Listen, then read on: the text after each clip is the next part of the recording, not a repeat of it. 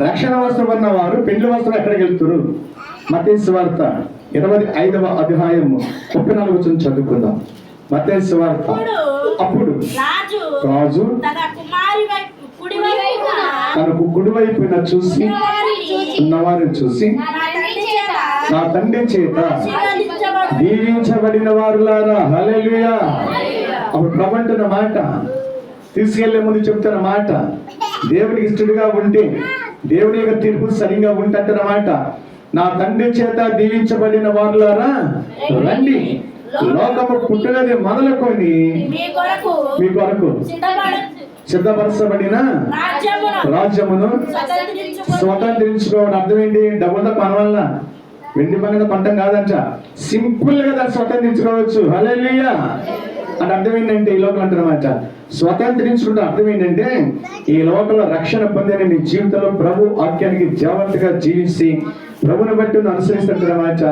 ఆయన సిద్ధపరచబడిన పరలోక రాజ్యమైన ఆ యొక్క విందుల్లో లోకం పట్టణ మొదలుకొని ఈ కొనుక దాచబడిన పరలోక పట్టణము రమ్యమైనది, ఆనందమైనది.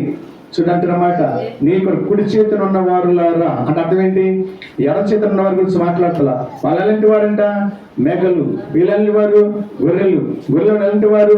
దేవుని మాట విన్నవారు. వారికి ఏమున్నదంట? రక్షణ వస్త్రం. ఏమున్నదంట? ఎదురు చూశారు. దేని వరకంట? పెళ్లి కుమారుడికి. ఎందుకంట? ఆయన వచ్చినా నాకు పెళ్లి వస్త్రం ఇచ్చును గాక. ఆలోచించండి ప్రభునందు ప్రియమైన సంఘం, ఆలోచించండి. ఈరోజు యొక్క ఒకటి పిల్లబడిన విందు, రెండవది ఆ విందులో కూడుకున్నట. ఇది ఒక ఉపమానంతో చెప్పాడు ప్రభా. తర్వాత అంటే ఏంటంటే, దేవునికి నిత్యమైన యొక్క పరలోక పట్టణంలో ఏ లోకంలో జీవించి వాక్యానుసారంగా ఉండి జీవించి బ్రతికితే ప్రభు నందు ప్రేమ సంగమా నిత్యమైన దేవుని రాజ్యానికి వారసులు అవుతాం. డిసైడ్ యూ, నువ్వు నిర్ణయించుకో. తీర్చుకుని ప్రతి ఒక్కరు కూడా నీ యొక్క ఒపీనియన్ ఎలాగున్నది? ఈ లోకమైన వాటి మీద మనసు పెట్టి సౌఖ్యం కోసం, అంజాయి కోసం తిరగటం కాదు. ప్రభునందు ప్రియమైన సంగమా, ఏదేదో దొరుకుతున్నదని ఏదైతే మనం అపేక్ష కలిగి ఉండి బ్రతుకుదనుకున్న గారు మాత్రం బ్రతకాలి. నీ లైఫ్ గురించి ఆలోచించు. తను ఆలోచించరా? ఏదో బతికేశాడంతే, నాకేంటి అనుకున్నాడు. వెళ్ళి కూర్చున్నాడంటే కామెలు కూర్చొని చదువుకుంటాడా? ఎట్లా వచ్చాడు నువ్వు? ఎందుకు వచ్చాడు ఇక్కడ అంటున్నమాట. పనికి మాలిన వాడా, దరిద్రుడా అంటున్నాడు. చూడండి, స్నేహితుడిని వేస్తే ఆ రోజు నీతో మాట పలికింది సార్, దరిద్రులారా. దరిద్రులు ఎలాగొచ్చారు? అలా ఉంటే రావడానికి వీల్లేదు, ఆ ఇందులో పుట్ట వీల్లేదని అంటారన్నమాట.